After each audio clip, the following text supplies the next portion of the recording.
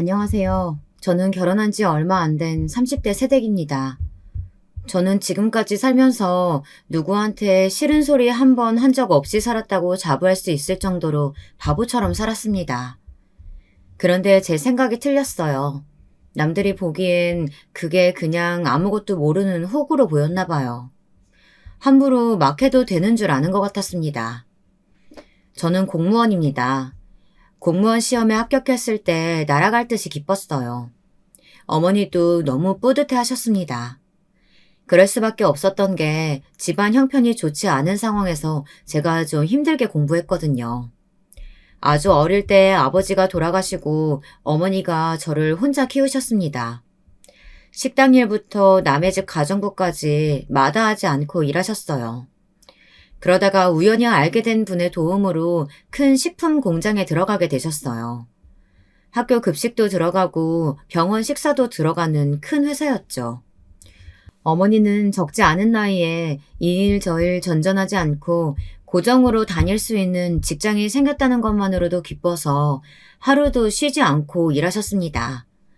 무엇보다 매달 같은 날 월급이 들어온다는 게 너무 좋다고 하셨어요.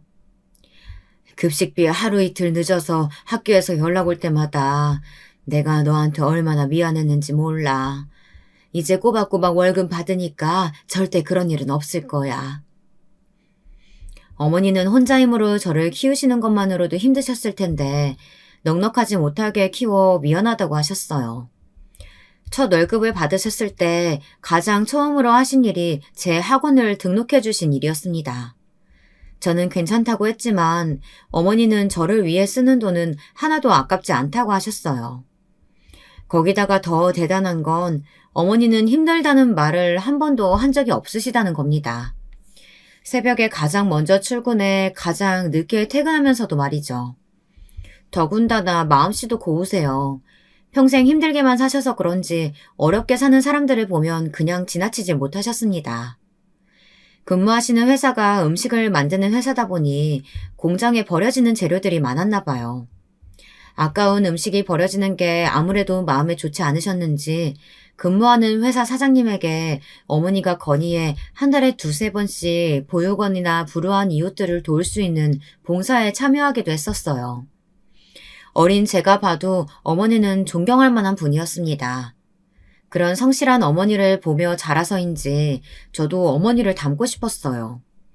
그리고 어머니에게 힘이 되는 사람이 되고 싶었습니다. 그래서 저는 일찌감치 진로를 정했어요. 고등학교를 졸업하자마자 공무원 시험을 봤습니다. 어머니는 그럴 필요 없다고 남들처럼 대학에 가라고 하셨지만 제가 원하는 건 남들처럼 사는 삶이 아니었습니다. 안정적인 삶을 하루라도 빨리 누리며 어머니를 돕고 싶다는 생각뿐이었어요. 사실 어머니는 제 앞에서 티내진 않으셨지만 저는 알고 있었습니다. 어머니 건강이 좋지 않으시다는 걸요. 어릴 때부터 천식을 오랫동안 알아오시기도 했고 일을 오래 해서 그런지 무릎이며 허리, 성한 곳이 없었습니다.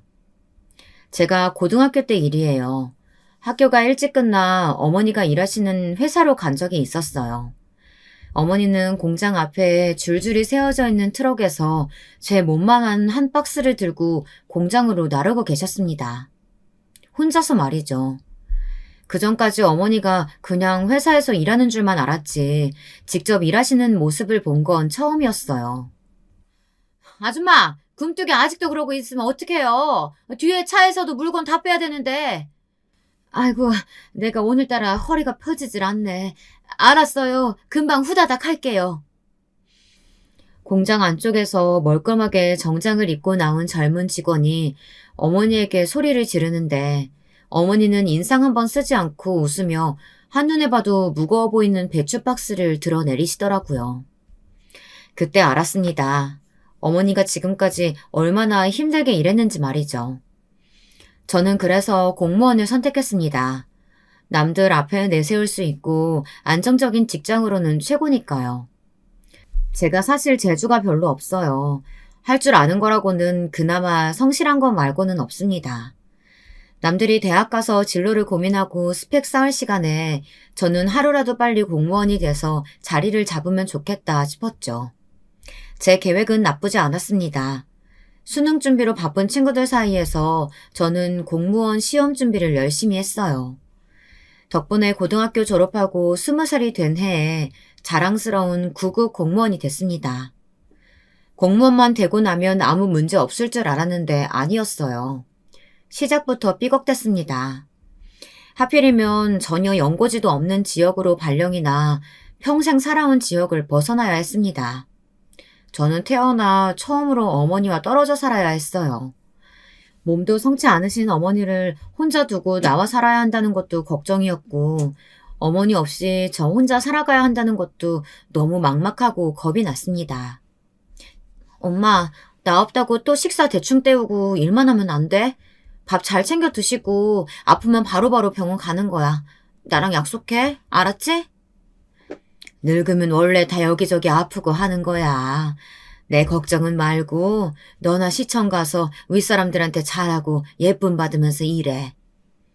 엄마, 나 몰라? 나 엄마 닮아서 일도 잘하고 성격도 좋잖아. 어딜 가나 이쁨 받고 알아서 잘할 테니까 내 걱정 말고 잘 지내고 있어. 내가 주말마다 올게. 어머니 앞에서는 자신만만하게 이야기했지만 현실은 그렇지가 않았습니다. 생각처럼 직장 생활이라는 게 쉽지 않았어요. 더군다나 공무원이라는 직업 특성상 잘 참는 사람에게 모든 관심과 일이 쏠렸습니다. 무슨 말이냐고요? 공무원이라는 게 말이 좋아 철통밥이지 사실 버티기가 여간 힘든 일이 아니더군요. 저는 시청에 들어간 지 한 달이 지날 때까지 한 번도 어머니에게 가지 못했습니다. 왜 그랬냐고요? 정말 갈 수가 없었어요. 몸도 너무 피곤하고 일이 많아 갈 수가 없었습니다. 출근하고 업무 파악을 하기도 전부터 제가 전담해서 해야 하는 일이 너무 많았어요. 아무것도 모르는 신입이나 다름없는데도 아무도 일을 가르쳐주지 않았습니다. 저는 혼자 힘으로 일을 해내느라 매일 정신이 하나도 없었어요. 정말 멘탈이 털린다는 게 바로 이런 상황을 두고 하는 말인 것 같더라고요. 종효 씨는 원래 눈치가 없는 스타일인가 봐? 시작은 이랬어요. 철출근하고 며칠 되지 않을 때의 일입니다. 제가 들어오기 전 가장 막내였던 선임이 제게 다가와서 다짜고짜 따지듯 말했어요. 선임은 내가 8시에 출근하는데 종효 씨는 9시에 출근하더라? 아, 네? 원래 출근 시간이 9시 아닌가요? 저는 정말 선임의 말이 무슨 말인지 모르겠더라고요. 9시 출근이라 9시까지 출근했는데 뭐가 문제라는 건지 몰랐습니다. 그런데 선임이 하는 말이 가관이었어요. 앞으로는 저더러 8시까지 출근하라네요. 저희 부서의 5급 계장님께서 그렇게 하라고 하셨다고요. 종혁 씨 오기 전까지는 내가 모닝 다방 담당이었거든. 이제는 종혁 씨가 9급 막내니까 앞으로는 종혁 씨가 해. 저는 선임의 말에 어안이 벙벙해 말이 나오질 않았습니다. 너무 기가 막혀서요. 모닝 다방이라니 모닝 커피도 아니고 태어나 처음 들어보는 말이었습니다. 알고 보니 모닝 다방이라는 게 우리 부서에서는 대대로 전해져 오는 암묵적인 관례 같은 거였나 봐요. 9급 공무원 중 막내가 항상 1시간 전에 출근해 상사들의 책상과 회의실 청소를 해놓고 직원들 취향대로 커피를 준비하는 일이었죠. 그런 게 있는 줄은 전혀 몰랐어요. 근데 그건 공무원으로서의 업무와는 전혀 상관없는 일 아닌가요? 와, 정혜 씨는 눈치만 없는 게 아니라 융통성도 없구나. 회사 생활하는데 어떻게 회사 업무만 딱딱 맞춰서 해. 아무리 그래도 시청 일 때문이 아니고 상사분들 심부름 때문에 1시간씩이나 일찍 출근하는 건 이해하기 어려운데요. 선임의 말대로 제가 정말 눈치도 없고 융통성도 없는 걸까요? 저는 아무리 생각해도 1시간씩이나 일찍 출근해야 하는 이유를 납득하기 어려웠습니다. 선임은 제 말이 거슬렸는지 갑자기 버럭 소리를 지르더라고요. 하지 말아야 할 말까지 가리지 못하면서요. 정효 씨가 아직 시청이 어떤 애인지 몰라서 착각하나 본데 우리가 같은 9급이긴 해도 엄연히 달라. 정효 씨는 고졸이잖아. 나는 4년제 나왔어. 그러니까 잔말 말고 내가 시키는 대로 해. 기가 막혔습니다. 그 와중에 이건 또 무슨 소리인가 싶더군요. 똑같이 공무원 시험 봐서 같은 9급 공무원이면 똑같지 거기다가 대고 뭘 또 고졸대졸 나누는 건가 싶었습니다. 저는 그래봐야 몇 개월 차이도 안 내는 선임 주제에 선배 대접을 어지간히 받고 싶은가 보다 하고 넘어가려고 했어요. 그런데 점점 더 도가 지나치게 굴더군요. 그날은 금요일이었어요. 업무를 마치고 퇴근하려는데 그 구급 선임이 다가오더니 쪽지 한 장을 건네주더군요. 처음 보는 주소가 적혀 있었어요. 제가 이게 뭐냐고 물었더니 우리 부서 계장님 댁 주소라고 하더군요. 계장님께서 저에게 따로 시키실 일이 있다고 하셨다면서 내일 오전에 쪽지에 적힌 주소로 가보라네요. 제가 뭔가 물을 새도 없이 선임은 가버렸습니다. 저는 그날 저녁 집에 돌아와서도 마음 편히 쉬지를 못했어요. 아무리 직장 상사라도 그렇지 주말까지 시킬 일이 뭐길래 집 주소까지 알려줬나 싶어서요. 그런데 정말 그 다음 날 아침부터 계장님에게 연락이 왔습니다. 저더러 왜 아직도 오질 않냐고 하시면서요. 네, 그랬습니다. 계장님은 토요일 오전 댁에서 저를 기다리고 계셨던 거예요. 저는 무슨 일 때문에 그러시냐고 물었어요. 그러자 계장님이 낮은 한숨을 뱉으시더니 잔말 말고 지금 당장 오라고 하셨어요. 저는 계장님의 목소리를 듣자마자 너무 긴장했습니다. 평소 시청에서 본 모습과는 달라 보였거든요. 저는 곧바로 택시를 타고 쪽지에 적힌 주소로 갔습니다. 그런데 저를 보자마자 계장님은 인상을 구기시더니 왜 이렇게 늦었느냐고 짜증을 내더군요. 그러고는 본인의 차 키를 제게 휙 던졌어요. 제게 운전을 하라는 이야기 같아 저는 운전면허가 없다고 이야기했습니다. 그러자 제게 던졌던 차 키를 획 뺏어버리더군요. 종효 씨는 고졸이라더니 학교 졸업하고 놀면서 운전면허도 안 따고 지금까지 뭐 했어?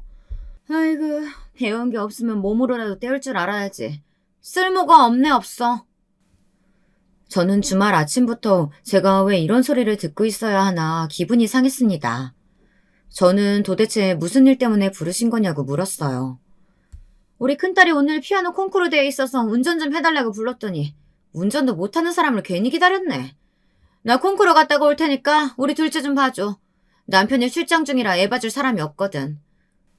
계장님, 제가 계장님네 애를 왜 봐요? 급한 일이 있으신 거면 가족들에게 부탁하시거나 시터를 고용하셔야죠. 무턱대고 본인 할 이야기만 하고 나가려는 계장님의 앞을 가로막았습니다. 도대체 저더러 왜 본인의 아이를 보라는 건지 이해가 되질 않았거든요. 와, 어이가 없네. 종효씨, 평생 9급으로 있고 싶어? 이런 식으로 하면 나 종효씨 업무평가 좋게 못 줘. 나 좀 늦을 것 같으니까 애 굶기지 말고 밥 잘 챙겨 먹어. 갔다 와서 내가 다 확인할 거니까.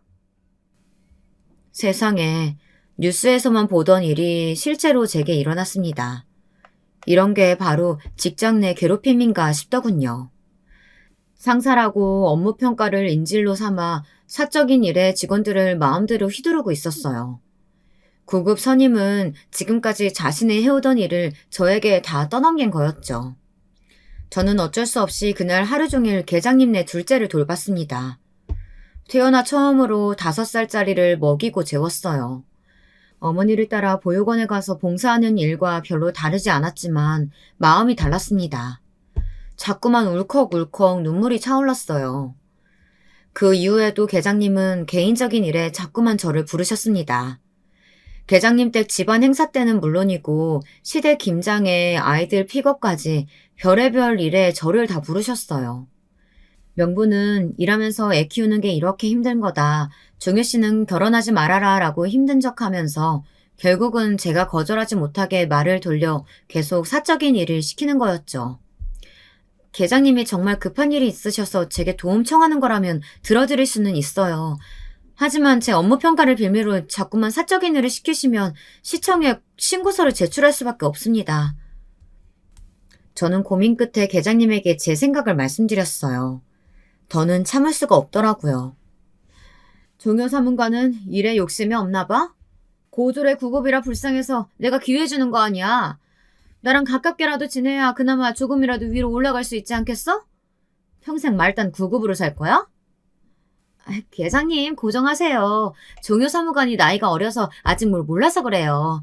제가 잘 교육시키도록 하겠습니다. 괴롭히는 시어머니도 말리는 시누이도 얄미운 건 매한가지였습니다. 5급 계장이나 9급 선임이나 다 너무 짜증나고 재수없었어요. 저는 사회생활이 보통 일이 아니라는 걸 새삼 또 깨달았습니다. 저희 부서의 9급은 저와 그 선배가 유일했어요. 다른 분들은 모두 다 경력이 오래되셨고 직급도 7급 이상이셨습니다. 그런 환경이었으니 9급 선임은 항상 저를 의식했던 것 같아요. 저를 무시하면서 당연히 저보다 자기가 먼저 진급할 거라고 기대하는 것 같았어요. 계장님께서 그 9급 선임을 유난히 예뻐하시긴 했거든요. 제가 보기에도 그럴 만한 게 9급 선임은 신기할 정도로 여우짓을 잘했어요. 비위도 잘 맞추고요.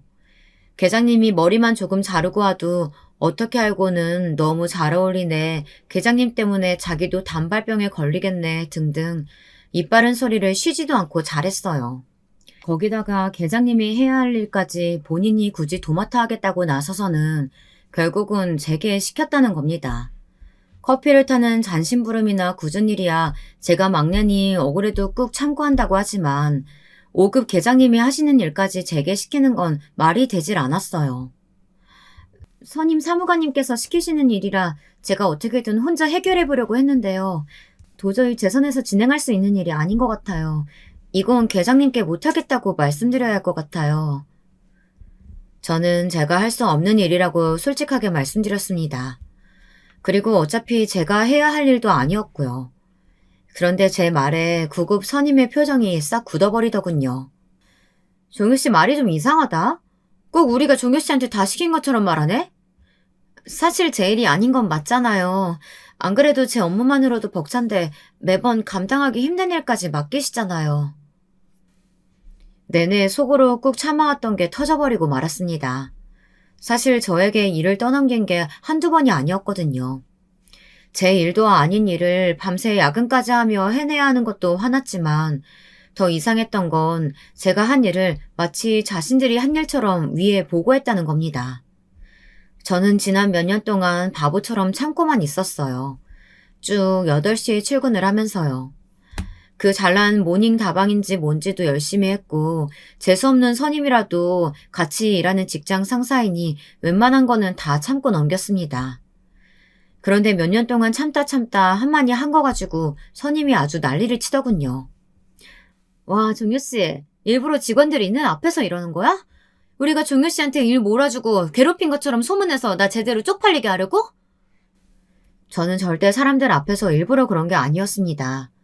저는 작은 소리로 이야기했는데 오히려 소리를 지르며 일을 키운 건 9급 선임이었어요. 9급 선임이야말로 저를 이상한 사람을 만들었습니다. 제가 한 말을 멋대로 와전해 주변에 있던 직원들에게 일러 바치듯 이야기했어요. 저는 순간 너무 당황해서 얼굴이 터질 듯 빨개졌습니다.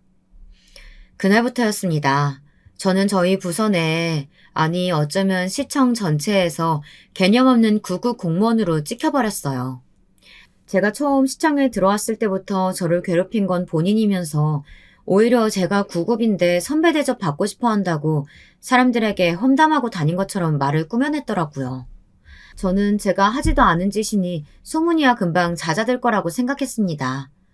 그런데 그 9급 선임이 계장님 라인인데다가 워낙 시청 내에서 친한 사람도 많다 보니 예뻐하는 상사들이 많았어요. 덕분에 소문은 쉽게 가라앉지 않았습니다. 소문이 어느 정도였냐면요. 제가 지나다닐 때마다 뒤에서 사람들이 수군거릴 정도였어요. 제가 걔잖아. 직원들 다 있는 앞에서 선임더러 같은 9급이라고 막 무시하면서 말 대꾸 왔다는 애. 암튼 요즘 애들 무섭다니까. 저는 별의별 소리를 다 들었습니다. 이대로 바보처럼 가만히 있다가는 이 시청 안에서 싸가지 없는 9급으로 제대로 낙인이 찍힐 것 같았어요. 제가 근무하는 시청이 지방시청이다 보니 사실상 부서 이동이나 근무지 이동이 잦지 않아요. 몇 년째 저를 괴롭히는 상사들과 매번 같은 일 가지고 실랑이 하려니 여간 힘든 일이 아니었습니다. 공무원은 위계질서도 중요하고 같은 직급이나 부서 안에서도 정치를 잘해야 합니다. 소위 말하는 줄타기죠. 저 같은 하급 말단 공무원은 줄 한 번 잘못하면 평생 고달프게 되는 것이었죠. 저는 매일 밥도 혼자 먹고 회식에도 한 번 가본 적이 없습니다. 누구도 제게 먼저 말을 걸어주는 사람이 없었거든요. 저는 고민 끝에 구급 선임에게 찾아갔습니다. 마음 같아서는 왜 제가 하지도 않은 행동을 했다고 헛소문을 내고 다니냐고 따져 묻고 싶었지만 직장 생활이라는 게 어디 그런가요? 이 좁은 시청 바닥에서 말단은 참아야죠. 저는 억울하고 속상했지만 어머니의 얼굴을 떠올렸습니다. 제가 아직 사회생활을 잘 모르고 미숙해서 선배에게 실수한 게 있으면 너무 죄송해요. 좀 이해해 주세요. 저는 100번 참고 인내하며 먼저 머리를 숙였습니다.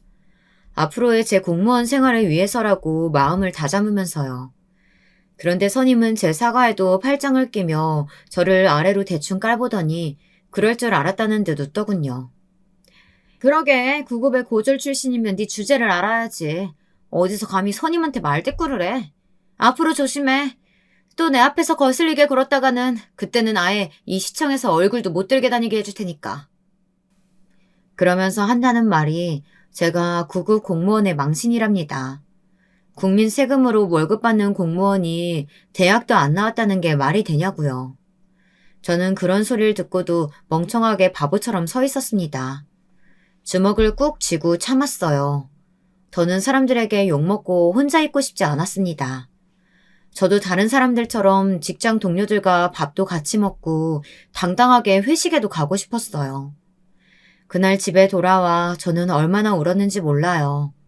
지금까지 30년 넘게 살면서 누구한테 피해 한 번 준 적 없고 남들이 답답하다고 할 정도로 착하게만 살았는데 제가 왜 이런 무시를 당해야 하나 싶었습니다. 저는 그날 눈물을 훔치며 다짐했어요. 어떻게든 이 시청 안에서 끝까지 버티겠다고요. 그 재수없는 선임들보다 오래오래 말이죠. 우선 가장 먼저 해야 할 일은 진급이었습니다. 저도 공무원이 된 지 5년이 넘었으니 충분히 가능한 일이었어요. 제 다짐은 다행히도 금방 이룰 수 있었습니다. 저는 9급 선임보다 먼저 7급으로 승진했어요. 9급 선임이 계장님에게 저보다 이쁨이야 많이 받았지만 근무 연수도 얼마 차이 나지 않는데 업무 평가나 업무 추진 능력에서 제가 월등히 높았거든요. 그러다 보니 사실 당연한 결과였습니다. 저는 너무 기뻤어요. 하지만 티를 낼 수 없었습니다. 선임 앞에서 티내봐야 좋은 소리 들을 리 없으니까요. 아무리 여우짓을 잘하고 정치질을 잘해봐야 사실 일 잘하는 거를 따라올 수는 없습니다. 그 전까지만 해도 제 소문으로 인해 시청 사람들이 저에 대한 인상이 썩 좋지 않았었는데 막상 제가 다른 9급 공무원에 비해 빠르게 승진하자 다들 저를 인정해주는 분위기였어요. 빠릿빠릿하게 일도 잘하고 제가 진행한 일은 언제나 결과가 좋았다고요. 저는 시청에 들어온 지 몇 년 만에 드디어 제 진가가 조금씩 드러나는 것 같아 마음이 놓였습니다. 하지만 선임은 여전히 저를 인정하지 않았어요. 오히려 자신보다 먼저 승진한 저를 잡아먹지 못해 안달이었습니다. 반면 저는 승진을 한 덕분인지 한결 마음이 가벼워졌어요.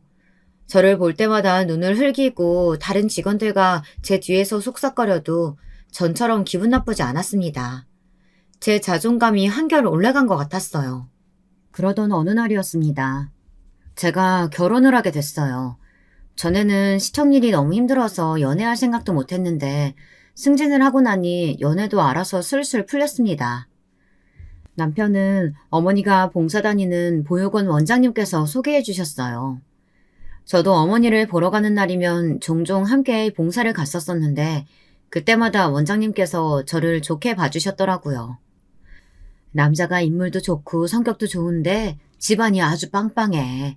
시아버지들 집안이 다들 지역에서 한 자리씩 하는 유지들이라니까. 그렇게 조건 좋은 남자가 저를 좋다고 할까요? 저는 대학도 안 나오고 얼마 전까지 9급 공무원이었는데. 승진으로 인해 자존감이 좀 올라가기는 했지만 그렇다고 지금까지 시청 내에서 사람들에게 무시당하고 괴롭힘 당했던 게 하루아침에 사라지는 건 아니었습니다. 저도 모르는 사이 지난 일들이 내면에 상처로 남은 것 같았어요. 무슨 그런 걱정을 해. 내가 그런 거 따지는 속물 들이면 소개하겠어? 내가 워낙 참한 아가씨고 공무원이라고만 했는데도 남자네 쪽에서는 무조건 좋대. 소개를 주선한 원장님 말에 의하면 남자도 남자지만 집안이 정말 괜찮다고 강조하셨어요. 경제적으로 좋은 것뿐만 아니라 인품도 너무 훌륭하다고요. 소개받은 남자의 집안에서도 보육원에 꽤 오래전부터 기부도 많이 하고 지원도 많이 했다고 했습니다.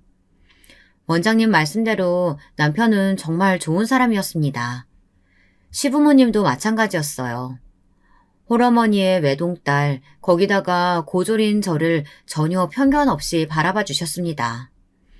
당연히 아버지가 일찍 돌아가신 게 제 잘못도 아니고 고졸인 게 부끄러울 일도 아니지만 전부 다 그렇게 생각하는 건 아니잖아요.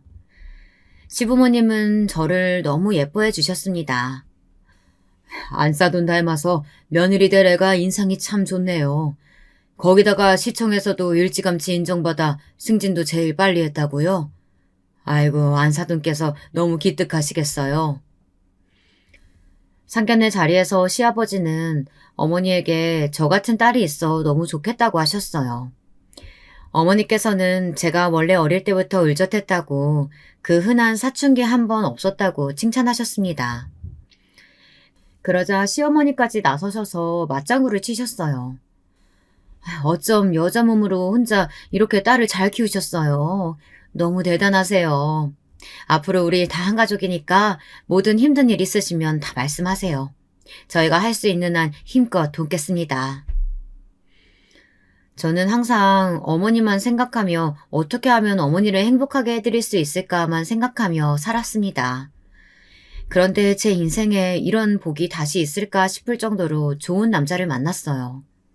거기다가 시부모님까지 너무 좋으셨습니다. 지금까지 고되고 힘들었던 제 인생도 이제야 빛을 보나 보다 싶었어요. 하지만 제 인생이 그렇게 순탄하기만 할 리 없었습니다. 결혼을 앞두고 하필이면 또 일이 벌어졌어요. 저와 9급 선임은 아무래도 전sek의 악연이었나 봅니다. 악연도 이런 악연이 없었죠.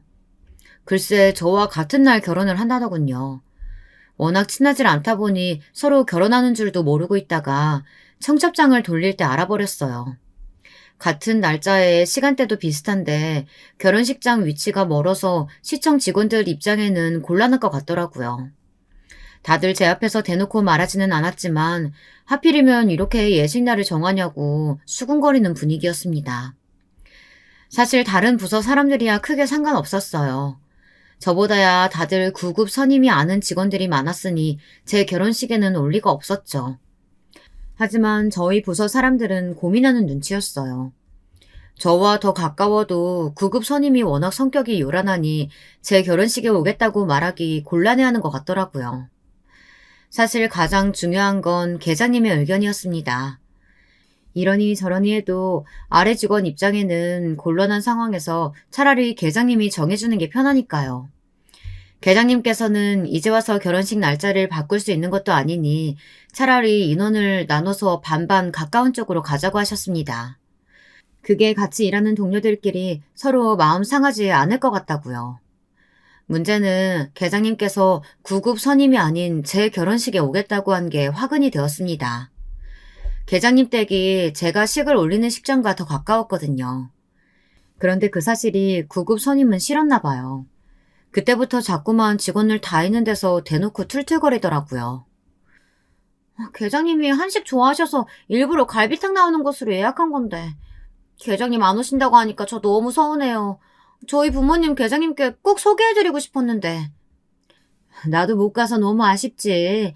하지만 직원들끼리 정한 일인데 계장인 내가 마음대로 했어야 되겠어?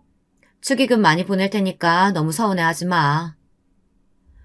그 꼴을 보는데 눈꼴이 시려 봐줄 수가 없었습니다. 마음 같아서는 제 결혼식 안 오셔도 되니 그냥 9급 선임 결혼식에 가시라고 하고 싶었어요. 그런데 며칠 뒤 말도 안 되는 일이 벌어졌습니다.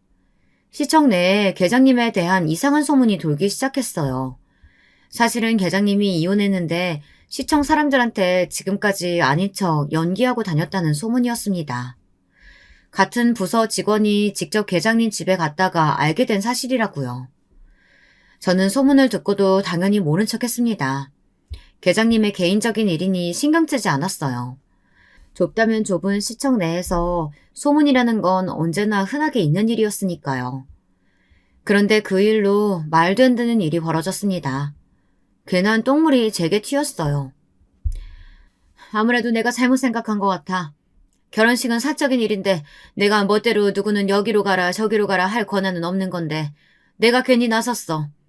우리 그냥 각자 자기가 가고 싶은 직원 결혼식 쪽으로 가기로 하자. 계장님의 태도가 갑자기 180도 달라져 버렸습니다. 난 지혜씨 결혼식장으로 갈게. 그리고 종효 사무관은 서운해하지 마. 종효씨 결혼식은 나 말고도 갈 사람 많을 테니까. 계장님께서 직원들이 다 있는 앞에서 제 결혼식장에는 못 오겠다고 하셨어요. 저는 아무리 그래도 따로 이야기할 수 있는 걸 왜 굳이 저렇게 대놓고 말씀하시나 했습니다. 이건 분명 일부러 그러시는 거라고 밖에는 생각할 수 없었죠. 그런데 그날 저녁 생각지도 못한 일을 당하고야 말았습니다. 퇴근하던 저를 따로 부르신 계장님께서 다짜고짜 저를 쏘아붙이셨어요. 김종효, 네가 감히 날 엿먹여? 내가 몇 번 집에 불러서 개인적인 일 좀 시켰다고 앙심 품고 감히 이딴 식으로 사람을 바보 만들어? 저는 도대체 무슨 소리인지 몰라 왜 그러시느냐고 물었습니다. 아무리 아래 직원이라도 함부로 말하면서 몰아붙이지 마시라고도 했어요. 그러자 계장님께서 하시는 말이 기가 막혔어요. 제가 계장님이 이혼했다는 소문을 내고 다녔답니다. 저는 아예 처음 듣는 소리였어요. 저는 계장님이 이혼했다는 사실도 전혀 몰랐으니까요. 계장님, 도대체 저한테 왜 이러세요? 저 계장님이 이혼한 거 정말 몰랐어요. 계장님이 저한테 그런 이야기 하신 적이 없는데 제가 어떻게 알겠어요? 순진한 얼굴로 얌전한 척 굴더니만 이게 아주 보통이 아니네. 우리 집에 드나든 게 너밖에 없는데 그럼 누가 소문을 내? 계장님은 구급 선임이 아닌 당연히 제가 소문을 냈다고 생각했어요. 저는 아니라고 절대 제가 그런 게 아니라고 했지만 믿지 않았습니다. 계장님은 그 일 때문에 제 결혼식에 오지 않겠다고 한 거였어요. 이건 굳이 물어보지 않아도 누가 꾸민 일인지 알겠더라고요. 안 봐도 당연히 그 제스탱이 구급 선임이었죠. 저와 같은 날 결혼식인데 계장님이 제 결혼식에 오시는 게 싫어서 이런 짓까지 벌인 게 분명했습니다. 정말 유치해서 상대하고 싶지도 않았지만 아무리 생각해도 제가 하지도 않은 일로 괜한 오해를 받는 게 억울해 따져 물었습니다. 하지만 따져 물으면 뭐 하겠어요. 구급 선임은 작정하고 제 앞에서 아주 딱 잡아댔는데요. 오히려 제가 하지도 않은 말을 했다면서 거짓말까지 했어요. 제가 먼저 계장님이 이혼했다는 말을 자기한테 했답니다. 본인도 제가 이야기해서 알게 됐다면서 연기하더군요. 난 말만 들어도 너무 마음 아프던데 종효 사무관은 어떻게 그런 얘기를 아무렇지 않게 여기저기 멋대로 떠벌리고 다닐 수가 있어? 계장님이 종효 사무관한테 얼마나 잘해주셨는데. 제가 그런 소리 언제 했다고 생사람을 잡고 이래요. 어머, 아무것도 모르는 척 딱 잡아대는 것 좀 봐. 진짜 소름 돋는다. 됐어. 이야기해봐야 뭐 하겠어. 어차피 종효 사무관이 7급이라 9급 지혜씨보다 시청 사람들이 알아서 많이 올 거라고 했다며. 그러니까 나는 당연히 안 가도 되지. 이건 또 무슨 소린가요? 제가 하지도 않은 소리를 했다면서 계장님은 다짜고짜 저더러 아무리 직급이 있는 직장 생활이라도 동료들끼리 할 말이 있고 하면 안 되는 말이 있는 거라고 면박을 주셨습니다. 정말 너무 억울해서 속이 터질 것만 같았습니다. 9급 선임 이지혜 씨야말로 지금까지 저더러 고졸 9급 말단이라고 무시할 때는 언제고 이제는 제가 7급이라 자기를 무시했다고 거짓말까지 하며 몰아가더군요. 아예 사람들 앞에서 불쌍한 척 연기까지 하면서요. 안 그래도 한 부서에서 둘이 같은 날 결혼한다고 사람들이 말이 많았는데 이런 일까지 생겼으니 시청 안이 다 저희 이야기로 소란스러웠습니다.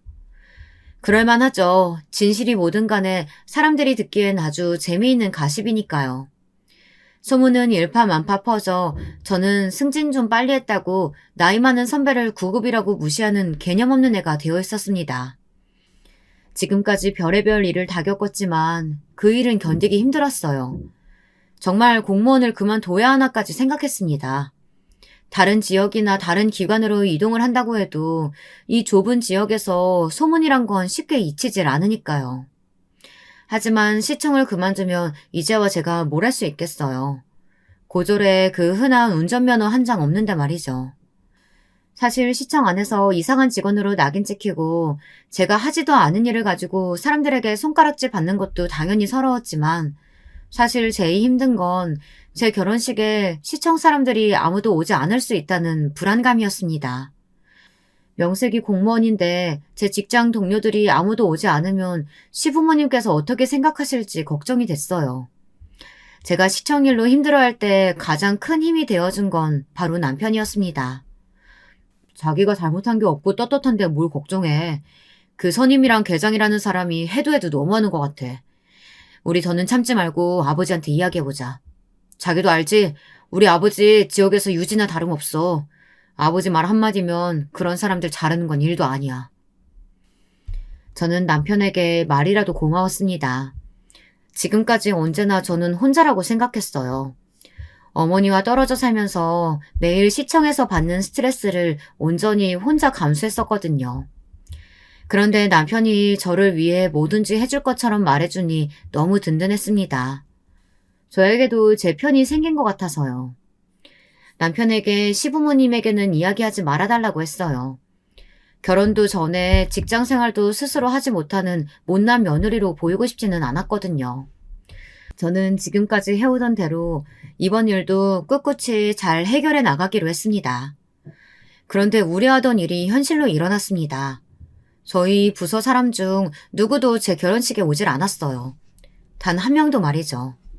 시청에서 일하면서 알게 된 다른 부서 직원들 몇 분이 와서 저를 위로해 주셨습니다. 계장님 성격을 아는 분들은 그냥 그러려니 하라고 하기도 하셨어요. 저도 마음속으로는 그럴 수 있다고 별일 아니라고 생각하려고 했지만 자꾸만 울컥하는 마음은 감출 수가 없었습니다. 신부 대기실에 앉아있는데 너무 속상하고 서러워서 눈화장이 다 번질 정도로 눈물을 흘렸어요.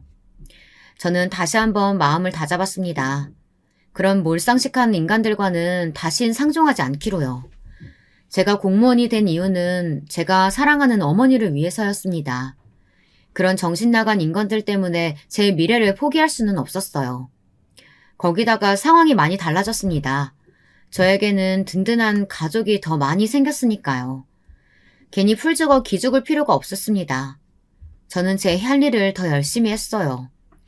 구급 선임이든 계장님이든 누구보다도 일 잘하고 인정받는 공무원이 되기로 했습니다. 그러던 어느 날이었습니다. 그날은 1년에 한 번 시청에서 준비하는 지역 내에 가장 큰 행사가 있는 날이었어요. 시장님 주최로 진행하는 행사다 보니 시청 내의 공무원이라면 모두가 다 긴장하는 날이었죠. 저희 부서에서 행사의 가장 중요한 부분을 맡아 준비하느라 저는 한 달 내내 야근하며 정신없이 준비했습니다. 노력한 만큼 다행히 행사는 잘 마무리됐습니다. 저는 행사가 끝나고 회식 자리에 도착하자마자 시부모님이 계신 테이블로 가 인사를 했습니다. 시아버지께서도 행사에 참여하시고 저를 위해 큰 도움을 주셨거든요. 시아버지께서 저를 도와주시겠다고 행사 지원을 해주신 것도 모자라 주변에 아는 지인들까지 소개해 주시며 많은 도움을 주셨습니다. 저는 시아버지의 존재만으로도 너무 든든했습니다. 한참 회식 자리가 무르익었을 때쯤이었어요. 시장님과 보좌관님이 저희 부서가 있는 테이블로 직접 오셔서 저희 부서 덕분에 행사가 너무 잘 치러졌다며 칭찬하셨습니다. 이번에 우리 김종효 사무관이 아주 고생이 많았다죠? 우리 보좌관들 말이 김종효 사무관이 매일 혼자 사무실에 남아서 야근했다고 걱정이 많더라고요. 너무 고생 많았어요.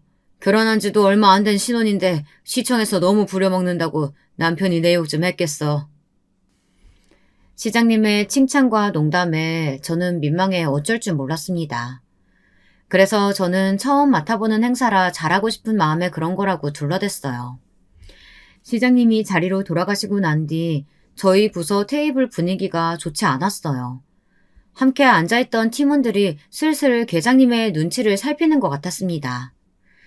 저는 여기 있다가는 아무래도 또 괜한 소리 들을 것 같아 자리를 피했습니다. 화장실을 가는 척 밖으로 나와버렸어요.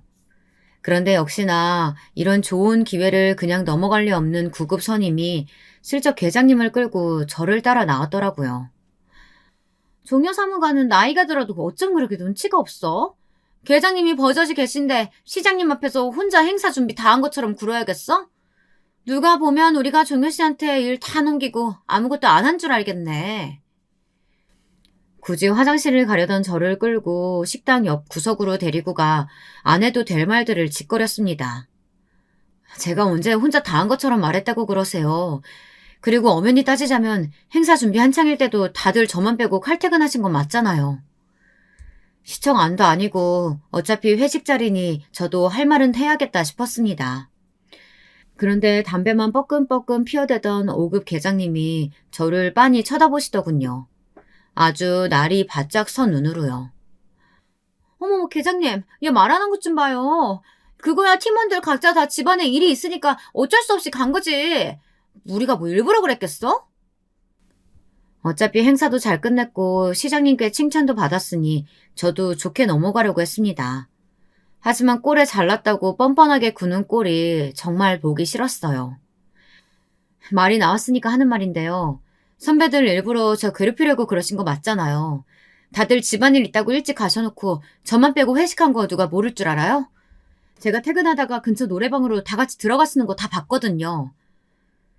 그랬습니다. 사실 그런 일이 한두 번은 아니라 이제 일일이 속상하지도 않아요. 단지 왜 저에게만 이런 일이 일어나는 건지 가끔 억울할 때는 있었습니다.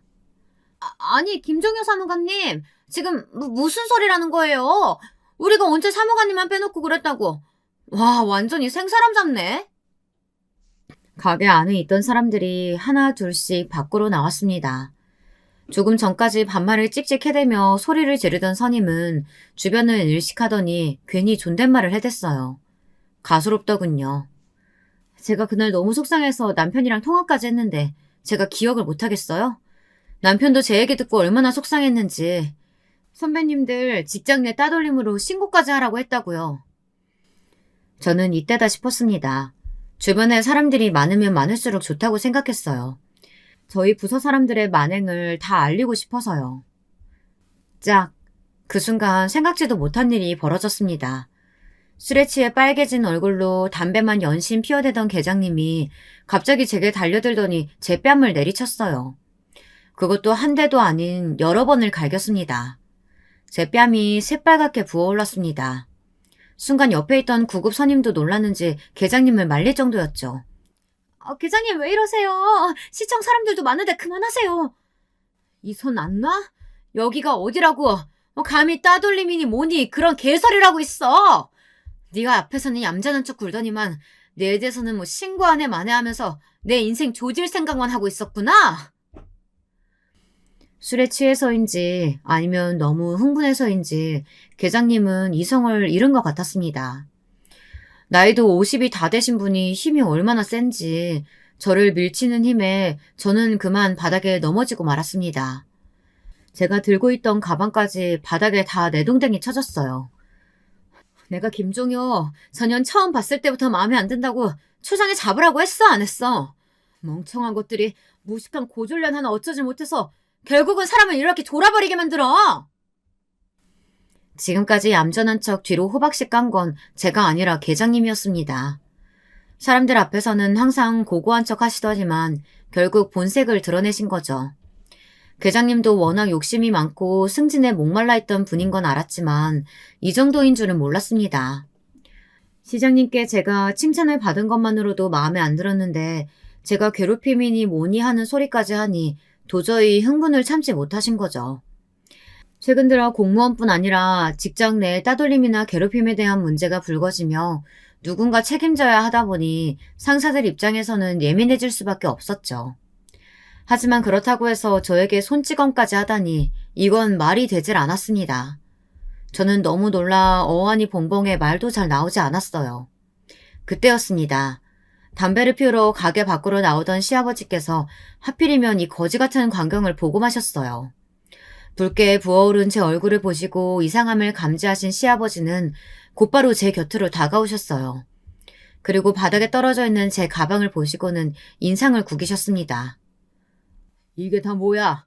우리 며느리 얼굴이 왜 이래? 짝. 잠시 뒤 믿기지 않는 일이 벌어지고 말았습니다. 시아버지께서 계장님의 뺨을 세게 쏘아붙이셨어요. 손을 부들부들 떠시면서요. 하필이면 시아버지께서 제 가방에서 떨어진 서류들을 보고 말았거든요. 무슨 서류냐고요? 제가 틈틈이 적어놓은 신고서예요. 남편과 나눴다는 이야기가 농담만은 아니었습니다. 저는 같은 부서 선임들에게 불편한 일을 겪을 때마다 제가 겪은 일들을 일기처럼 상세하게 적어두었어요. 고소한다거나 시청 감시과에 신고하려고 준비한 건 아니었지만 정말 제가 참기 힘든 순간이 오면 필요하겠다 싶어 적어둔 거예요. 사적 노무지식, 비인격적 대우, 업무 불이익, 따돌림 등 이렇게 시작되는 글들이 빼곡하게 적힌 신고서를 읽어내려가던 시아버지는 결국 참지 못하시고 계장님의 뺨을 날리신 거죠. 시청 계장이나 됐다는 사람이 무식해도 정도가 있지. 어디 감히 내 며느리 뺨을 날려? 당신이 지금 내 며느리한테 한 짓이 바로 직장 내 따돌림이고 괴롭힘이야. 당신 내가 가만히 둘 것 같아? 다신 시청에 팔 못 붙이도록 해주겠어. 며느리 사랑은 시아버지라더니 시아버지 없는 사람 서러워 살겠나? 이깟 종이 한 장이 무슨 증거가 된다고 나를 시청에서 쫓아내요. 어디 할 수 있으면 해봐요. 이미 본색이 드러나서인지 계장님은 아주 뻔뻔했습니다. 시아버지 앞에서도 큰 소리를 떵떵 쳤어요. 저는 계장님이든 선임이든 도저히 봐줄 수가 없었습니다. 저는 곧바로 식당 안으로 뛰어들어갔어요. 그리고는 무작정 시장님에게 달려가 도와달라고 부탁드렸습니다. 시장님은 제 이야기에 놀라 한 걸음에 식당 밖으로 달려나오셨어요. 아무리 그래도 어떻게 시장님한테 일러 바쳤냐고요. 저희 시아버지의 일이라면 그럴 수 있었습니다. 이게 무슨 소리야? 자네들 지금 내 동생한테 무슨 짓 하는 건가? 동생? 시장님, 지금 누구한테 동생이라고 하신 거예요?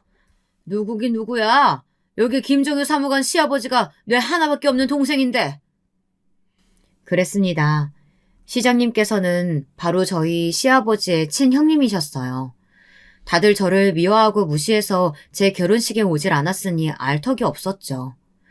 그 순간 저희 시아버지는 시장님께 다가가 조금 전 있었던 일에 대해 다 이야기하셨습니다. 그리고 제가 적어둔 신고서 종이까지 시장님께 보여드렸어요. 순식간에 일은 걷잡을 수 없이 커졌습니다. 보좌관들은 뭘 멀뚱히 보고만 있어. 지금 당장 시청 공무원들 다 집합시켜. 이번 일은 내 명예를 걸고 절대 그냥 못 넘어가니까. 이 일에 연루된 사람들 다들 옷 벗을 각오들 해. 말 그대로 난리가 났습니다.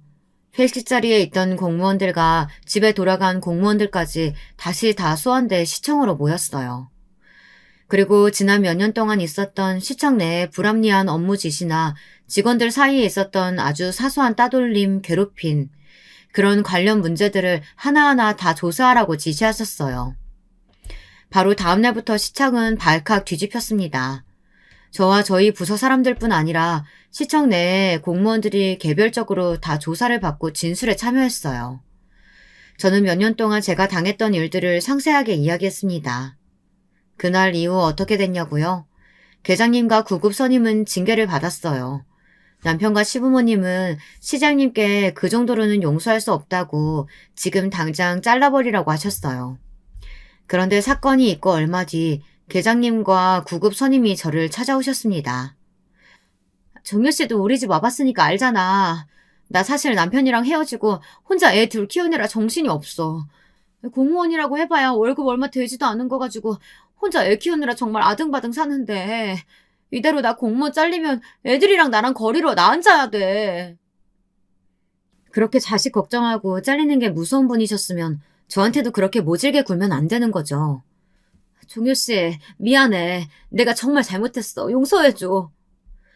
종효 사무관, 아니 사무관님, 제가 구급 주제에 사무관님한테 너무했죠. 나도 계장님한테 잘 보이려고 하다 보니까 어쩔 수가 없었어요. 앞으로는 제가 저지른 만행 반성하면서 그렇게 살게요. 제발 이번만 용서해줘요. 계장님과 구급 선임은 제 앞에 무릎까지 꿇고 펑펑 눈물을 쏟았습니다. 당연히 진심이 아니라는 것 정도는 저도 잘 압니다. 제게 저지른 만행들도 당연히 용서가 안 되고요. 하지만 혼자의 힘으로 자식을 키운다는 소리는 차마 무시할 수가 없었어요. 여자 혼자 아이를 키우는 게 얼마나 힘든 일인지 제가 너무 잘 아니까요. 얼마 뒤 계장님과 선임은 다른 지역으로 발령을 받았습니다. 그날 이후 다신 볼 일이 없었어요. 제가 받은 상처야 당연히 말로 할 수 없을 정도로 힘들었지만 그래도 이번 일로 저는 더 소중한 것을 얻었어요. 바로 가족입니다. 지금까지 가족이라는 건 제가 챙기고 보호해야 할 대상이라고만 생각했었는데 저도 가족들에게 보호받을 수 있는 존재라는 사실을 알았으니까요. 저는 아주 잘 지내고 있습니다. 시청도 아주 잘 다니고 있고요. 제가 시장님과 가족이라는 사실이 삽시간에 소문이 나버렸으니 시청 생활이 전보다 아주 수월해졌거든요. 지금까지 저의 긴 이야기 들어주셔서 감사합니다.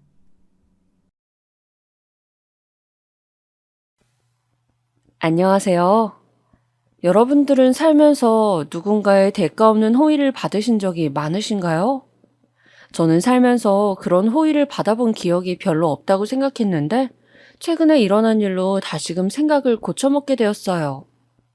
이 일을 저만 알고 있는 것보단 더 많은 사람들에게 공유하는 게 더 좋을 것 같아 따뜻함을 전해주고자 글을 쓰게 되었고요. 제 소개를 하자면 저는 평범 이하, 그러니까 불행하다면 불행한 인생을 살았던 여자입니다.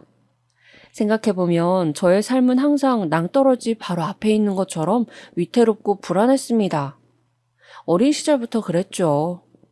부모님이 저를 버리고 떠나는 바람에 친할머니에게 맡겨져 자랐는데 친할머니 또한 애정이 많은 분이 아니셔서 제가 뭐만 잘못하면 저를 그리 구박하시곤 했어요. 야, 이 기집애야. 내가 이불에 오줌 싸지 말라고 했니? 안 했니? 너 할미 말 안 들을 거야? 죄송해요, 할머니. 잘못했어요. 아유, 너 때문에 못 산다, 못 살아. 아니, 내가 대체 전생에 무슨 죄를 지어 너를 돌보게 된 건지 하늘도 무심하시지, 무심하셔. 보통은 손주라 하면 이뻐하고 귀하게 여길 만도 하잖아요. 그런데 부모에게 버려진 저를 맡아 기르시면서도 할머니는 단 한 번도 저를 가엾게 여긴 적이 없으세요. 그저 짐덩어리 취급이셨죠. 자기도 관절이 쑤시고 아파 죽겠는데 어린 손주마저 길러야 하는 팔자가 되었다며 외려 한탄하시곤 했습니다. 그런 할머니 잔소리를 들으며 살아가다 보니 어느새 제 마음속엔 얼른 이 집을 나가 성인이 되면 독립해야겠다는 결심이 서더라고요. 학창 시절 딱히 학업에 대한 지원도 받지 않았으니 공부에 대한 의지 또한 없었습니다. 그저 학생 신분으로 할 수 있는 아르바이트들을 하며 얼른 나가고 싶다는 생각만이 가득했어요. 그리고 마지막 날 조용히 짐가방을 챙긴 후 말씀드렸죠. 할머니, 저 이제 나가 살게요. 아르바이트 돈도 모았으니 안 보태주셔도 됩니다. 지금까지 감사했어요. 마지막 떠나는 길까지도 할머니는 아무 말씀 없으셨습니다. 그저 잘 가라는 듯 문을 쾅 닫곤 집으로 들어가 버리셨죠. 그 닫힌 문을 바라보는데 이 집에서 지내온 세월이 떠오르며 문득 서글프고 서러워지더라고요. 내 인생 어디서부터 어떻게 꼬인 걸까 싶고 지금 생각해보면 갓 20살 된 어린아이가 그런 생각을 하며 터덜터덜 집을 나왔다는 사실이 가슴 아프게 느껴지기도 합니다. 허나 집을 나왔다고 해서 고난이 끊긴 건 아니었어요. 제가 얻은 건 단 하나, 자유뿐이었어요. 이제 할머니 눈치 보지 않아도 되고 자유롭게 내 맘대로 살 수 있다는 것, 그거 하나는 얻었지만 다른 경제적인 부분에선 계속 헐떡일 수밖에 없더군요. 돈을 벌기 위해 제가 처음 취직한 곳은 화장품 매장이었어요. 매장에 오는 손님들을 응대하고 고른 화장품을 계산해주는 단순한 일이었는데 대신 하루 종일 서 있다 보니 다리가 많이 아프고 힘들었어요. 거기다 주 6일 근무를 했지만 저축할 수 있는 돈도 그리 많지 않아 하루하루 빠듯하게 살아가고 있었습니다. 그러던 와중에 같이 일하는 동료에게서 조금 솔깃한 제안을 받았어요. 유정아, 언니가 돈 많이 벌 수 있는 곳 아는데 거기 한번 취직해 볼래? 돈 많이 벌 수 있는 곳이요? 거기가 어딘데요? 별거 아니야. 그냥 술 좀 따라주고 손님들한테 웃어주면 돼.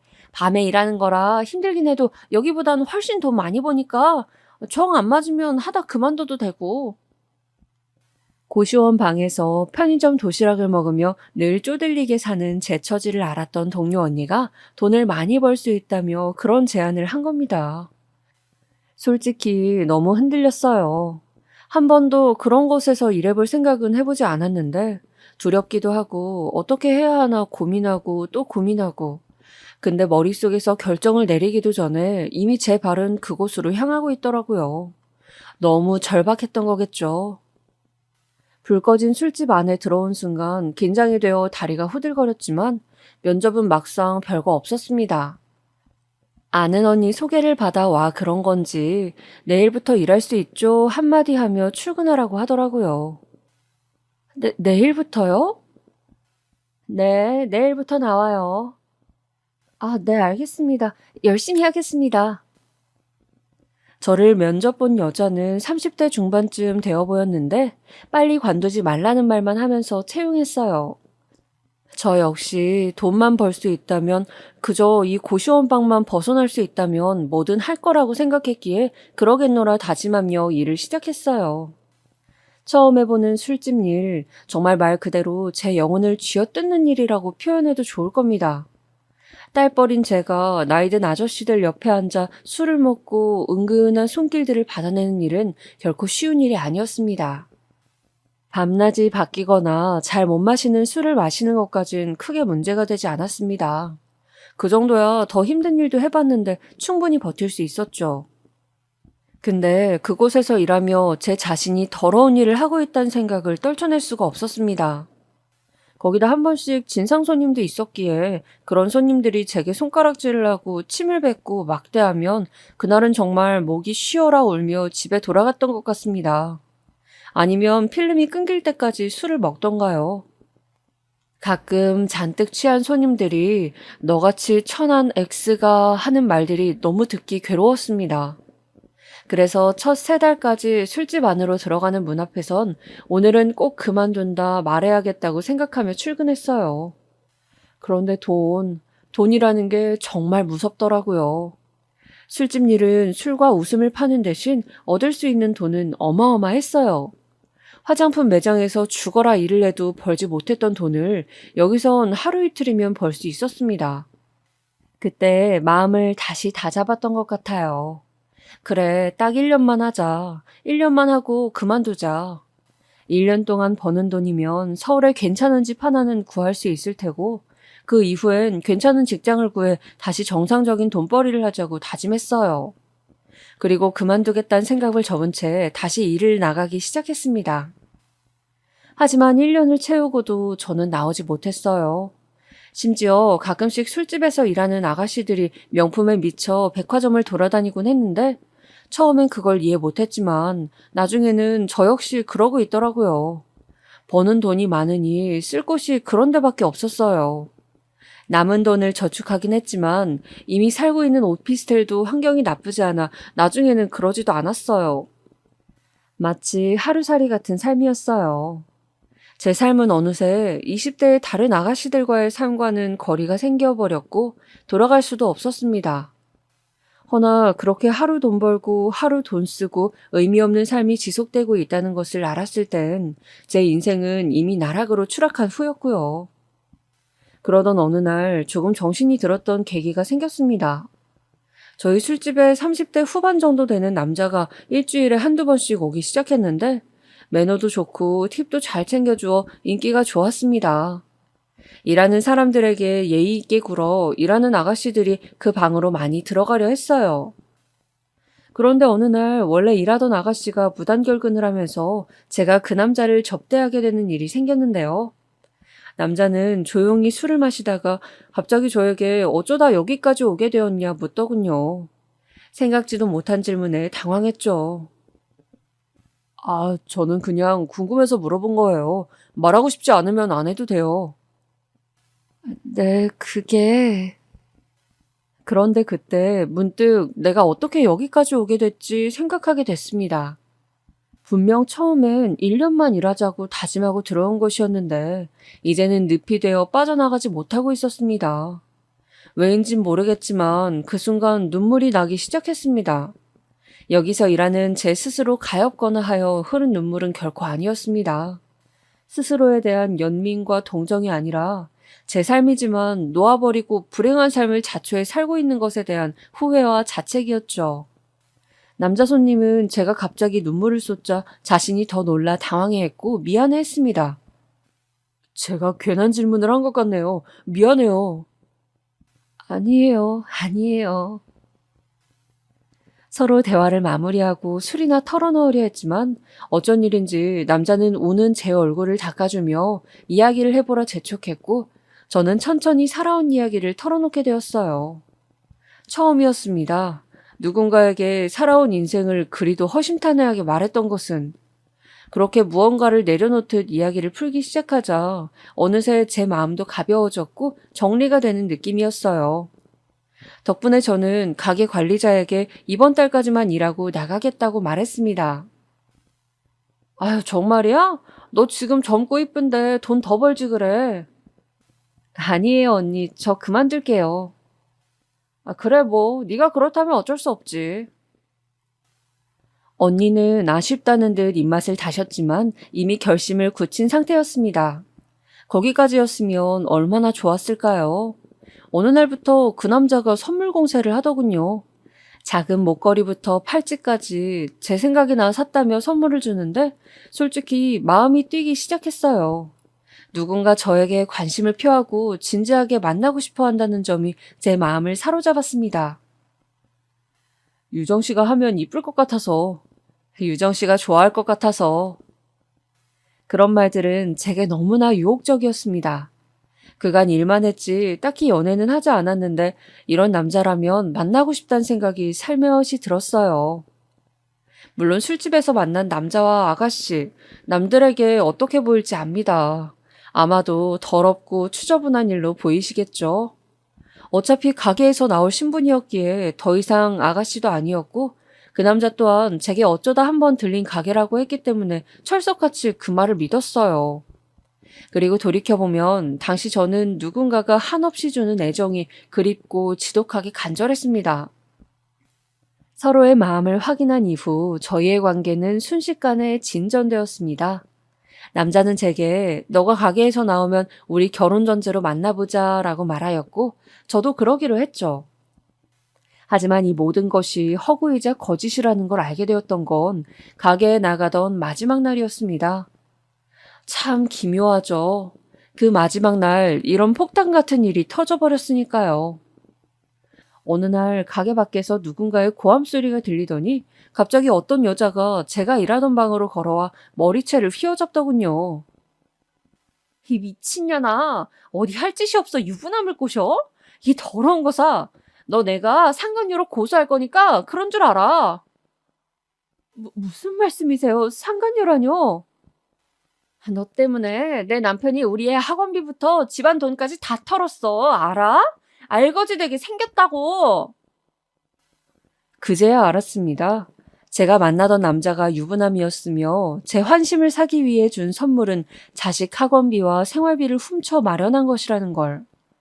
그 순간 얼마나 순진무구한 꿈을 꾸고 있었는지 혼자만의 환상에 젖어 있었는지 알게 되었습니다. 정신은 망가져 버렸습니다. 고장난 기계처럼 또다시 말입니다. 처음이자 마지막 사랑이라 믿었던 그 남자가 사기꾼이었단 사실은 크나큰 상처가 되었습니다. 하루 종일 술을 퍼마시며 일도 나가지 않고 집에만 틀어박혀 있었습니다. 커튼을 모두 닫고 어둠 속에서 몸을 웅크리고 있을 때가 가장 편했어요. 그런데 제가 잃은 건 사랑뿐만이 아니었어요. 바로 돈이었어요. 그 사람이 진지한 만남을 약속하며 급하게 돈을 넣어야 해서 그러니 제게 3천만 원을 빌려달라고 하였는데 다음날 바로 갚는다고 했기에 아무 의심 없이 빌려주었습니다. 그때만 해도 대단한 사업가인 줄 알았기에 못 받을 리도 없다고 생각했죠. 하지만 그 남자가 순식간에 증발하면서 믿고 준 돈 역시 찾을 길이 없었습니다. 부인 말에 따르면 그 남자 도박에 중독되어 있었다고 하더라고요. 그때쯤 되니 알게 된 어떤 사실 하나 놀랍게 느껴지지도 않았어요. 속은 제 자신이 정말 바보 같을 뿐이었죠. 저는 다시 고시원으로 들어갈 수밖에 없었습니다. 모아놓은 돈도 바닥나 버렸고 그나마 친한 언니에게 빌려 몸 누울 곳을 찾았는데 고시원밖에 없더군요. 처음엔 죽을까 생각했습니다. 어차피 살아봤자 의미 없는 인생, 이대로 죽는 게 세상에 도움이 되겠다 생각했어요. 하지만 경악할 만한 일은 그 다음에 일어나더군요. 그 남자가 제 명의로 대부업에 돈을 빌린 거예요. 네, 사채업자에게 제 이름을 대고 돈을 빌린 것이죠. 도박판에서 벗어나지 못했는지 엄청난 돈을 제 이름 대고 빌려놓고 갚지 못하자 도주한 것이었습니다. 경찰에 그 사람을 신고하여 찾아보려 했지만 하늘로 솟았는지 땅으로 꺼졌는지 알 수도 없었습니다. 심지어 제 머리를 뜯은 여자를 찾아갔지만 그 여자는 어딜 여기 들어올 생각을 해 하며 물 한 바가지를 퍼부어 내쫓더라고요. 세상에 이런 망연자실할 일이 또 있을까요? 남자 잘못 만나 패가망신한 꼴이었습니다. 사채업자들은 시시때때로 돈을 내놓으라며 협박했어요. 2주에 한 번씩 올 건데 돈 현금으로 내놔, 알겠어? 안 내놓으면 알지? 네가 더 잘할 거야. 무서웠고 방법이 없었습니다. 또다시 술집으로 들어갈 수밖에요. 죽어도 가고 싶지 않았던 지옥 속으로 스스로 발길을 돌릴 수밖에 없었죠. 차라리 이대로 죽었으면 좋겠다고 생각하며 교통사고라도 났으면 좋겠다고 생각하며 그렇게 일을 했던 것 같습니다. 유정아, 너 요즘 상태가 많이 안 좋아 보이는데 괜찮아? 오늘 아무것도 안 먹었잖아. 여기 떡볶이라도 좀 먹어. 그나마 저를 걱정해 주었던 같이 일하던 언니 한 명이었는데 언니마저 없었다면 저 세상길로 이미 들어섰을지도 모릅니다. 언니도 남편의 사채빚을 갚느라 비슷한 처지에 있었던지라 제 입장과 심정을 그 누구보다 이해해 주었어요. 그렇게 언니에게 하루하루 기대며 살아가고 있던 어느 날이었습니다. 가끔 술집으로 와 돈을 받아가던 사채업자가 이번엔 다른 사람으로 바뀌어 있더라고요. 그게 그분과의 첫 만남이었습니다. 안녕하세요. 저 새로 오신 분인가요? 돈이나 주십시오. 네, 여기 오늘자 돈이요. 나머지 돈은 2주 후 28일에 또 드릴게요. 별말은 없었지만 어쩐지 험악하게 생긴 인상이 꽤나 사람을 겁먹게 했어요. 거기다 덕지덕지 있는 흉터에 문신에 언니도 그 남자를 보고는 괜찮겠어 하며 걱정을 할 정도였죠. 하지만 그 남자는 조금 이상한 사채업자였습니다. 이런 말하면 안 믿으시겠지만 채무자를 위하는 사채업자라고 해야 할까요? 아니면 인간적인 사채업자라고 해야 할까요? 언젠가 한 번은 이런 일이 있었는데요. 어느 날 제가 손님과 조금 시비가 붙은 일이 있었습니다. 이런 일은 보통 일어나지 않지만 너무 많이 취해 택시를 불러드리려고 나왔는데 집에 안 간다며 난동을 피우는 거예요. 야, 내가 안 간다는데 네가 왜 말려? 아까는 집 가신다고 했잖아요. 이제 그만 들어가세요. 이년이 어디서 훈계질이야? 야, 너같이 술집에서 일하는 애들이 밖에서 만나면 감히 날 쳐다볼 수는 있는 줄 알아? 여기니까 내가 말상대 해주는 거야, 어? 아냐? 아냐고! 말 그대로 개진상이었습니다. 그 뒤로 온갖 말이 쏟아져 나왔죠. 천박한 것 주제에 사람을 뭘로 보고 그러냐. 주제를 알라. 내가 너 잘리게 만들어주겠다. 아무리 내 직업이 밑바닥이라지만 정말이지 못 들어줄 말이었습니다. 그런데 그때였어요. 제가 대꾸하지 않고 가만히 노려보고만 있자 그 진상 손님의 손이 번쩍 올라가더라고요. 순간 저도 모르게 눈을 감고 팔로 몸을 감쌌어요. 근데 아무 일도 일어나지 않더군요. 눈을 슬쩍 떠보니 조금 놀랄 광경이 펼쳐졌습니다. 그만하고 갑시다. 아이씨, 넌 뭐냐? 가라고, 이제. 할 만큼 하지 않았어요? 슬쩍 눈을 떠보니 그 사채업자분이 조용히 손을 잡고 말려주고 있더군요. 진상 손님도 그 사채업자의 험악한 인상에 조금 위축이 되었는지 침을 퇴 뱉곤 더러워서 안 온다며 물러가더군요. 그제야 살았단 생각이 들어 일단 그 사채업자분에게 감사 인사를 드리려고 다가갔어요. 근데 제가 인사를 드리기도 전에 몸 조심하세요. 그래야 돈도 받을 수 있으니까 하곤 획 가버리더라고요. 아무튼 조금 이상했습니다. 보통 사채업자들이면 채무자의 돈을 어떻게 하든 받아내기 위해 위협하고 일부러 센 척하는 사람들이 대부분이었는데 이 사람은 어딘지 사람이 나빠 보이는 느낌이 아니었거든요.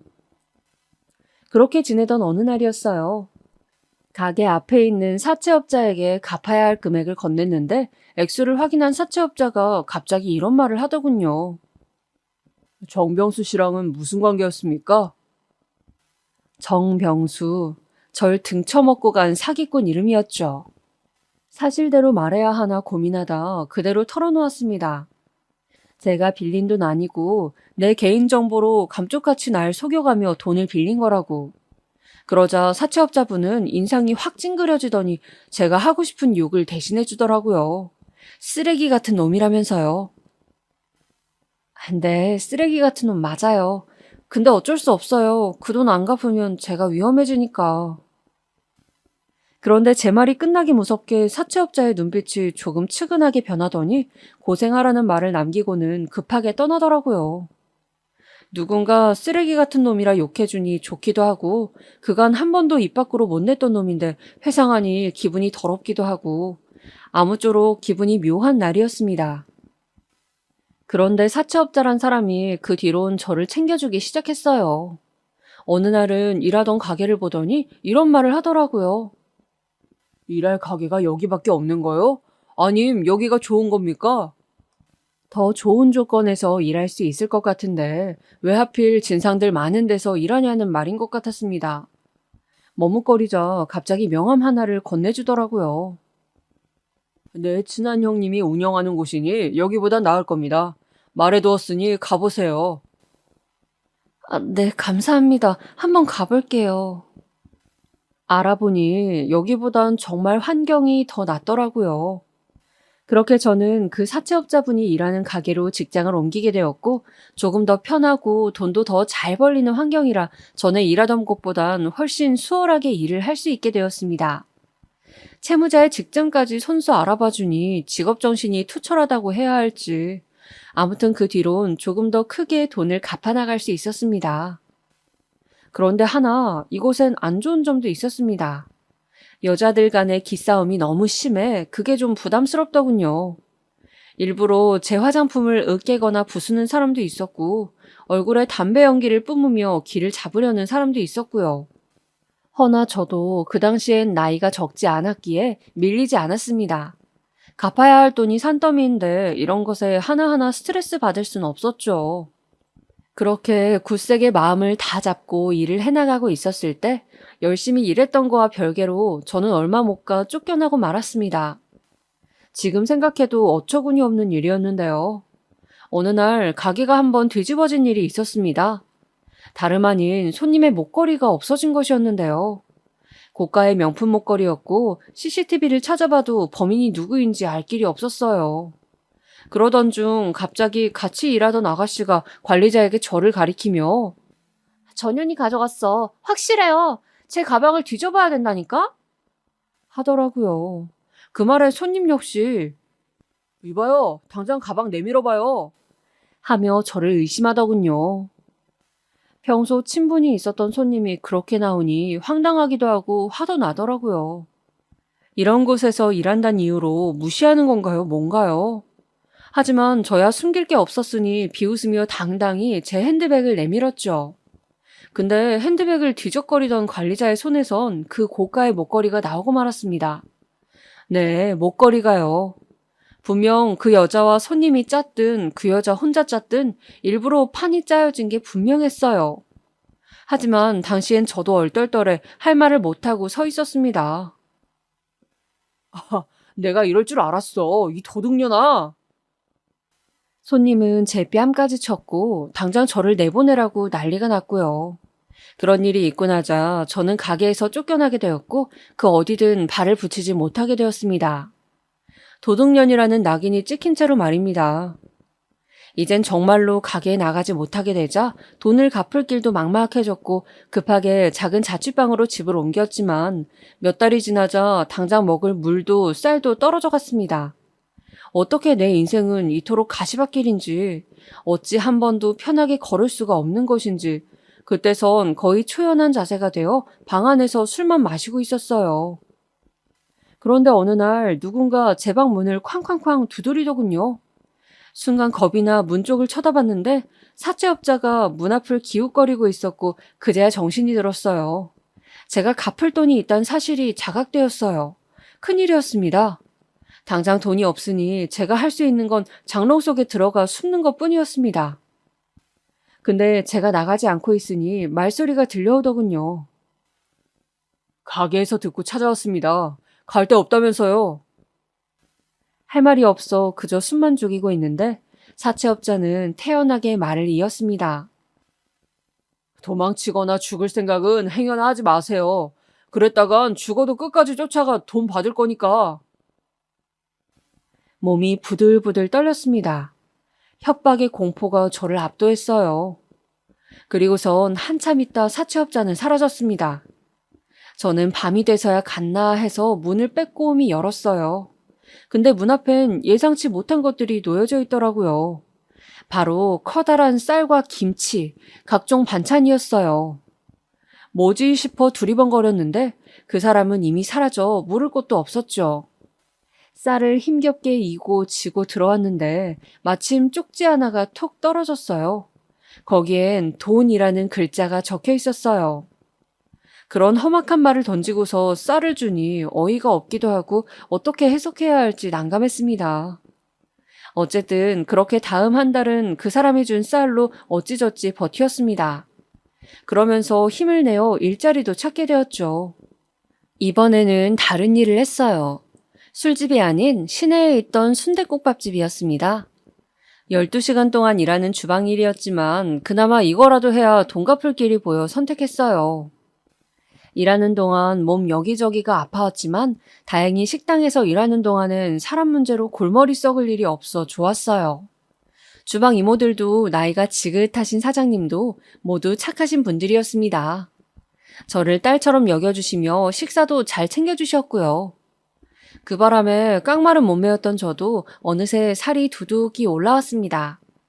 일이 힘들어도 사람이 좋으면 이렇게도 일할 수 있구나 하는 깨달음도 얻었고 생전 처음 느껴보는 따뜻함이 부담스럽지 않고 참 좋았습니다. 내 인생에 처음으로 볕이 드는 기분마저 들었죠. 하지만 걱정이 되었습니다. 술집에서 일하면서 버는 돈에 비하면 턱없이 적은 돈이었으니까요. 그래서 사채업자를 만나기 일주일 전부터 걱정이 되더라고요. 아가씨, 무슨 일 있어? 얼굴이 왜 이리 안 좋아? 아니에요, 아무것도. 왜 그래? 무슨 쫓기는 사람처럼 얼굴이 창백해. 짐짓 아무것도 아니라며 둘러대었지만 심장이 쿵쿵 뛰고 있었어요. 마침내 사채업자를 만나는 날 저는 수만 번 연습한 말을 겨우 내뱉었습니다. 저 사실 술집이 아니고 이번엔 식당에 취직을 했어요. 그래서 앞으로는 갚을 수 있는 돈이 줄어들 것 같아요.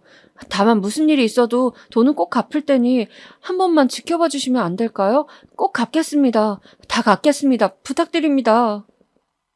애걸했습니다. 비참했지만 이렇게 애걸하는 수밖에 없었죠. 근데 무릎을 꿇고 우는 저를 조용히 지켜보던 그 사람은 조금은 따뜻하게 느껴지는 말투로 그러더군요. 갚기만 하면 됩니다. 액수는 상관없습니다. 네? 정말요? 괜찮아요? 이번 달은 특히나 첫 주를 쉬고 일해서 돈이 더 비는데. 괜찮으니 몸 관리나 잘하세요. 그럼 난 이만 갑니다. 네, 감사합니다. 정말 감사합니다. 당연히 절대 안 된다고 술집으로 돌아가라 으름장을 놓고 집안 물건이라도 부술 줄 알았는데 놀랍기도 하고 다행스러운 마음에 가슴을 쓸어내렸습니다. 이제야 숨 쉴 구멍이 트이는 기분이었어요. 저를 압박하던 것이 돈이었는데 적은 돈이라도 괜찮다고 하니까요. 그 후 제 얼굴이 피었는지 같이 일하시는 이모들도 좋은 일 있어 하고 묻기도 했고 체력이 붙자 일하는 것에도 적응이 되어 갔습니다. 그렇게 3개월 정도 지났을까요? 이상한 사채업자와의 만남은 늘 이상하게 시작해 이상하게 끝이 났습니다. 어느 날은 갑자기 저희 집 문 앞에 과일을 놓고 가기도 하고 돈을 받으러 왔다 하면서 돈은 받지 않고 제게 갑자기 건강하라며 생뚱맞은 말을 건네기도 했죠.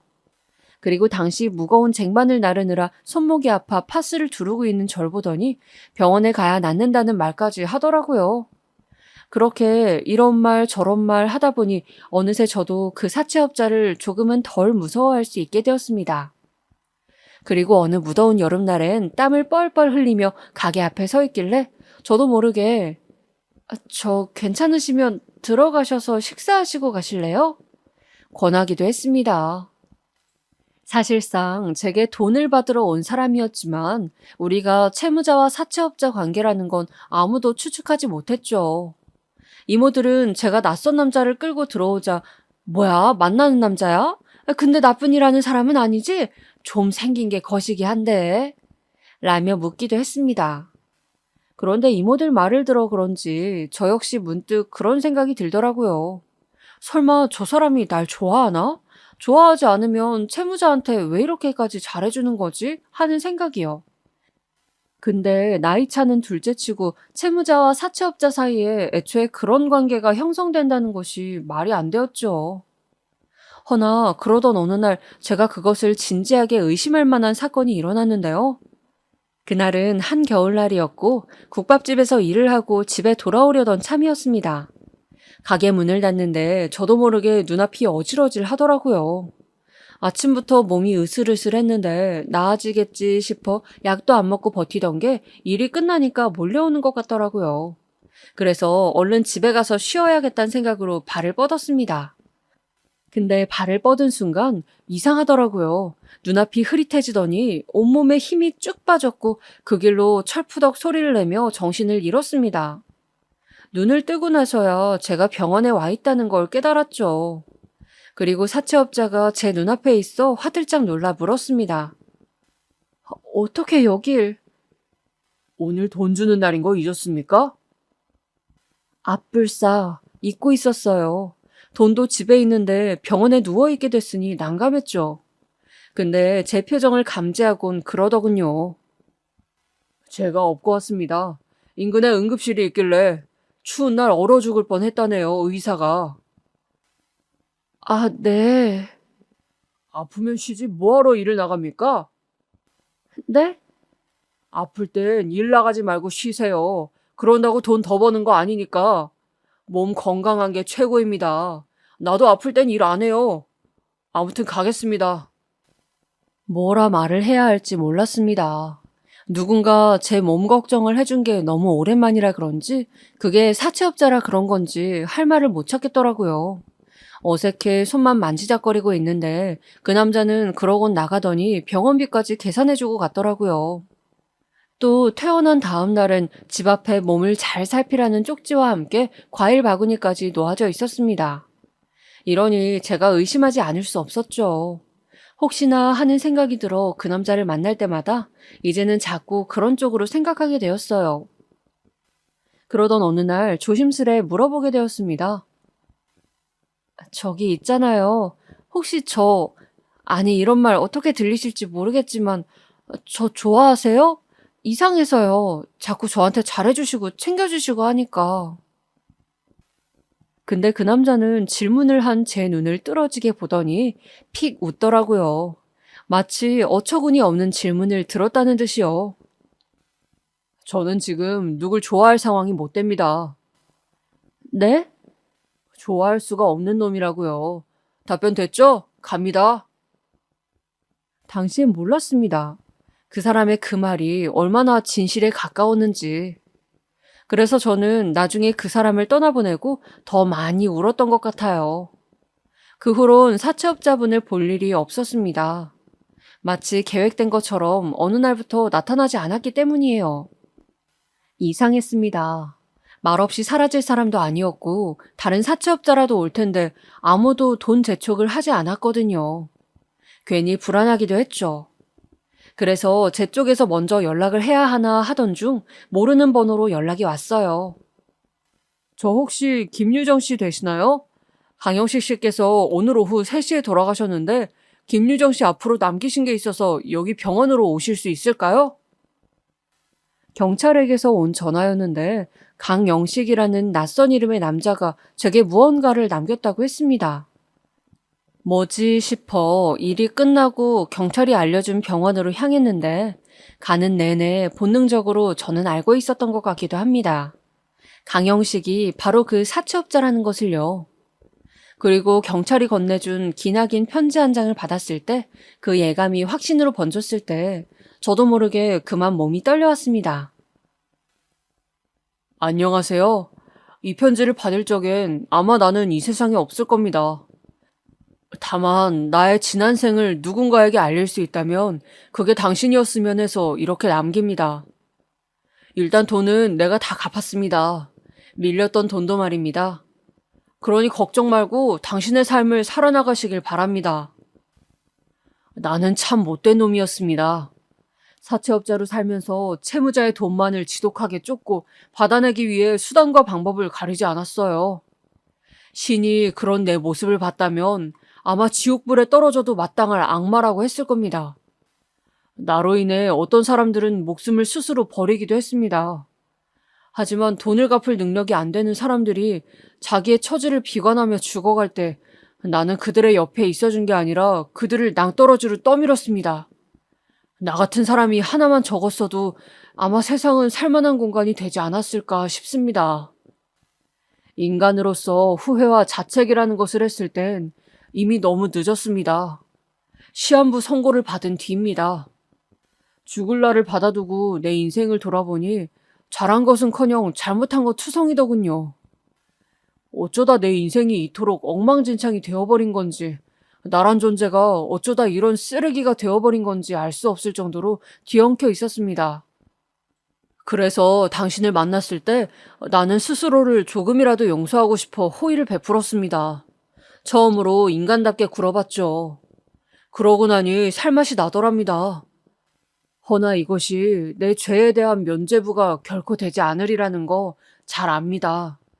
그래서 무거운 마음을 안고 떠납니다.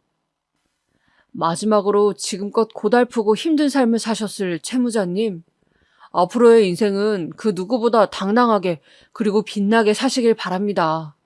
그게 내 마지막 소원입니다. 또 송구스럽지만 한 가지 부탁을 드리고자 합니다. 저로 인해 목숨을 던지셨던 분들, 그분들의 가족을 찾아가 이 돈을 건네주셨으면 합니다. 그리고 차마 죽어가는 제 얼굴 내놓고 말하지 못함을 이해하시고 죄송하다는 말씀 전해주신다면 정말 감사하겠습니다. 왜 우는지 스스로도 이해할 수 없었지만 저는 눈물이 많이 났습니다. 왜였을까요? 저만큼이나 불행하고 가여운 삶을 살아왔다는 생각에 동질감을 느껴서였을까요? 진심 어린 마음으로 뉘우치는 이 남자의 마지막 모습에 어떤 소외를 느껴서였을까요? 무엇이 됐든 간에 저는 이 남자에게 받은 선의를 조금이라도 돌려드리고 싶었습니다. 그래서 장례부터 알아보았어요. 물어보니 가족인 아들이 부모의 시신 인수를 포기하여 무연고 장례로 넘어가게 될 것 같다고 하더라고요. 그럼 제가 그 장례 비용 댈게요. 저도 처음 치러보는 누군가의 장례였지만 이번 달 받은 월급으로 작게나마 치러드릴 수 있을 것 같아 급하게 전화를 돌렸고 빈소를 마련했습니다. 고인의 사진을 구할 방법이 없었기에 망설이고 있었는데 다행히 아들과 연락이 닿아 사진도 마련할 수 있었어요. 고인의 아들은 장례식장에 나타나지 않았습니다. 조문객들도 거의 오지 않았어요. 몇 사람 오더라도 제가 누구인지는 알 수가 없었죠. 그저 저와 그 사람은 채무자와 사채업자 딱 그 관계였으니까요. 그리고 장례가 끝난 후엔 고인의 부탁을 들어주기 위해 생을 떠나신 사람의 가족분들을 찾아다녔습니다. 주소지가 옮겨져 연락이 닿지 않는 분들도 계셨지만 다행히 한 분은 찾을 수가 있었는데 문을 두드리자 반지 앞방에 살고 계신 여자분이 나오셨는데 뭐라 말해야 할지 모르겠더라고요. 망설임 끝에 겨우 입을 뗀 것 같습니다. 저 강영식 씨가 이 돈을 남기셨습니다. 그리고 죄송하다는 말씀 전해달라 하셨습니다. 강영식 씨가 누구죠? 아, 대부업체에서 돈 빌린 적 있으시죠? 돈 받으려고 쫓아다녔던 사채업자분이신데. 그 인간이요? 왜 이 돈을 준답니까? 내 남편 죽으니까 이제야 미안함이 좀 생겼나요? 그렇게 질기게 돈 받을 땐 언제고? 저 세상을 떠나셨습니다. 방금 장례 치르고 돌아오는 길입니다. 제 말에 그 여자분도 조금 놀란 듯 할 말을 잃고 제 눈동자만 빤히 쳐다보았습니다. 그러다 얼른 봉투를 쥐어드리고는 받아주시면 감사하겠습니다 라는 말만 남긴 뒤 재빠르게 돌아섰어요. 사는 형편이 많이 힘드신 건지 외면하시진 않으셨지만 그럼에도 남편 잃고 살아가시는 여자분의 얼굴은 머릿속에서 떠나기 힘들었습니다. 그리고 남은 돈은 강영식 씨 이름으로 모두 기부를 했습니다. 그렇게 고인의 장례를 치러드리고 마지막 부탁을 들어드린 후 저는 다시 제 삶으로 돌아왔습니다. 빚이 없으니 열심히 일하면 일하는 대로 모조리 저축을 할 수 있었고 괜찮은 조건의 집도 구할 수 있었어요. 허나 한동안 고인은 제게 너무나 짙은 잔상으로 남아 있었습니다. 장례를 치러드리면서 제가 고인에 대해 알게 된 사실이 하나 더 있었는데요. 그분의 삶에 관한 것이었어요. 사채업자분은 평범한 회사원으로 지내다가 지인에게 거액의 사기를 당하셨는데 그 후 돈을 많이 벌기 위해 사채업 일을 시작하게 됐고 아들 병원비를 대셨다고 합니다. 무려 20년간을요. 허나 장례식장에선 볼 수 없었던 아들에게마저 외면당했다는 것을 알곤 마음이 아프더군요. 요즘 가끔은 그분이 저에게 한 말이 떠오르곤 해요. 앞으로의 인생은 그 누구보다 당당하게 그리고 빛나게 사시길 바랍니다. 그게 내 마지막 소원입니다. 네, 저는 지금 건강하게 잘 살고 있답니다. 결혼도 앞두고 있고 아이를 낳을 준비도 하고 있죠. 하늘에 계신 고인도 이런 저의 모습을 축복해주고 계실까요? 하늘에선 부디 아프지 않고 건강하게 행복한 모습으로 계셨으면 합니다. 그리고 한 사람의 인생을 구제해 주어 진심으로 감사하다는 말씀, 이 지면을 통해나마 드리고 싶습니다.